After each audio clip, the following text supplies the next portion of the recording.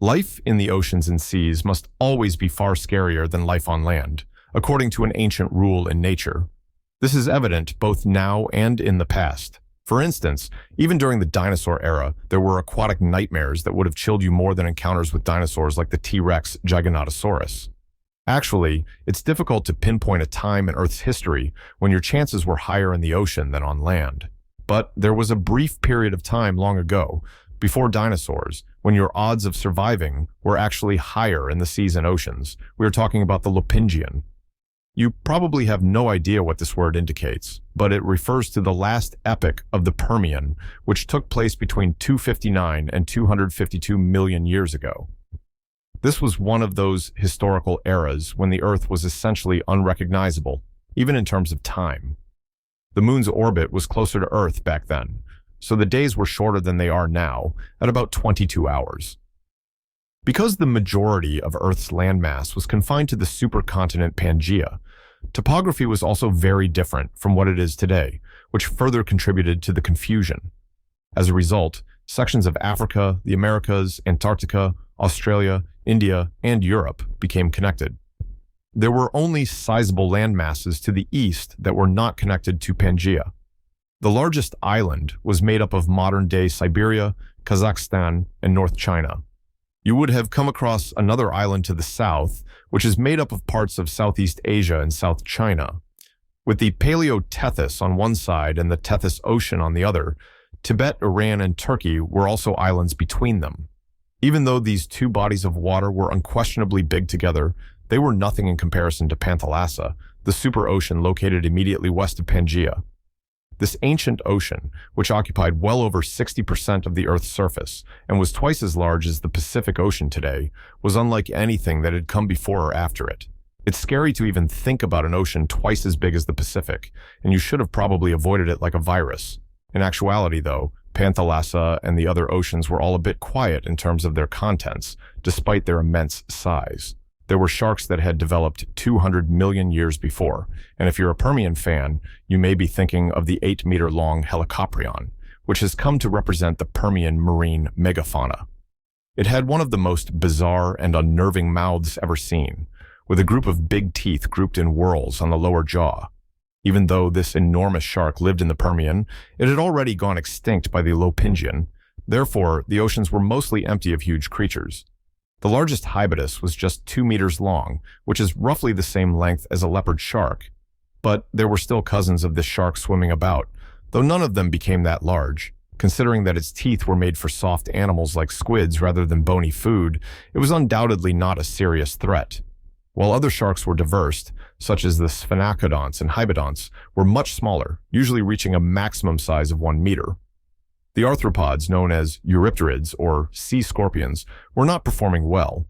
Having never fully recovered from the Devonian extinction event, they were now in danger of going extinct, despite once being enormous and extremely diverse during that time.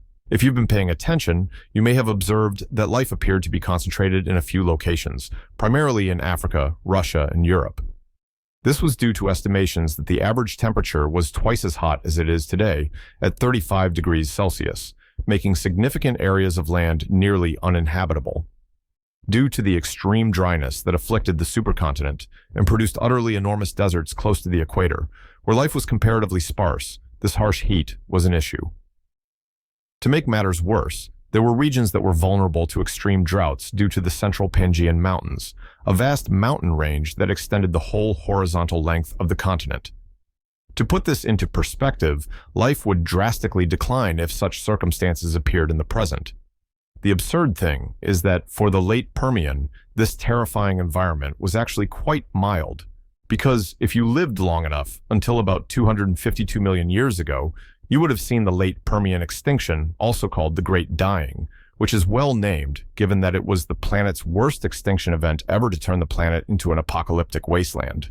It is believed that in some locations, the average annual temperature would have increased to match Death Valley's average temperature during its hottest month. Even with superhuman heat tolerance, you would still probably choke to death from the frequent gas ejection that caused a sharp reduction in oxygen and multiple hypoxia episodes. According to certain research, These volcanic eruptions caused severe damage to the ozone layer, which may have boosted ultraviolet radiation by over 5,000% in some places. Although the duration of these consequences is still up for debate, we do know that by the time they ended, 83% of genera and 57% of all biological families had become extinct, leaving the Earth in a drastically different state.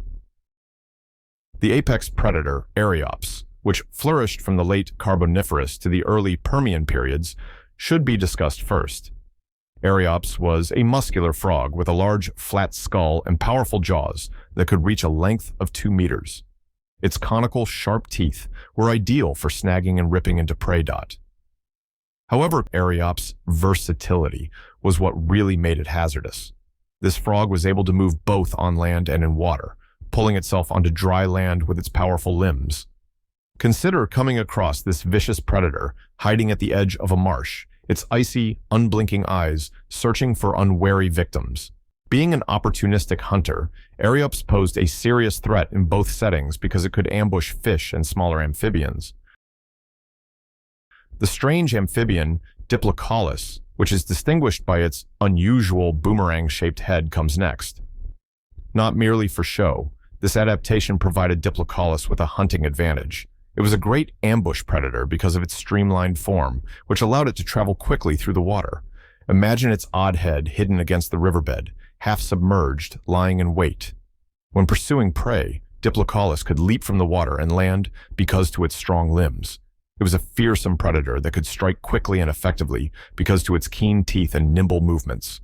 A Diplocaulus was a deadly animal that could be found on land as well as in the water.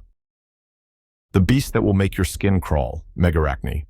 Frequently misidentified as a gigantic spider, Megarachne had a maximum length of 70 centimeters. Imagine a terrifying arachnid that lurks in the shadows of a wet woodland. It has long, spindly legs and terrifying pincers. Megarachne could ambush unwary prey since she was an apex predator.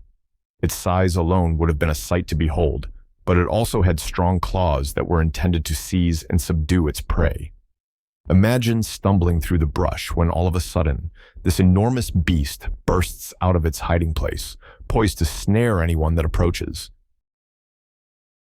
Not to be overlooked are the therapsids, a strange and hazardous order of reptiles that resembled mammals. Dinocephalians, for example, were large, heavy-built animals that resembled a hybrid between a dinosaur and a rhino. Not only were their muscular limbs and massive skulls terrifying, but they also had the potential to be hostile if threatened. Imagine a monster with a huge head pointing straight at you, capable of charging at you with the might of a freight train. These therapsids were a scary sight in the prehistoric world due to their immense size and power. Last but not least, among the most terrifying predators to have ever roamed the planet are the notorious Gorgonopsids. These wolf-like animals who roamed the Earth in the late Permian epoch were distinguished by their strong jaws and long saber-like fangs. Gorgonopsids, which could reach lengths of up to 3 meters, were apex hunters in their environment due to their aggressive and swift nature. Imagine coming upon a group of Gorgonopsids skulking through the thick underbrush, their sharp eyes on you. They were capable of taking down anything that was much larger than themselves thanks to their powerful strength and sharp teeth. They were a constant threat in this hazardous environment because their hunting tactics frequently required using stealth and surprise.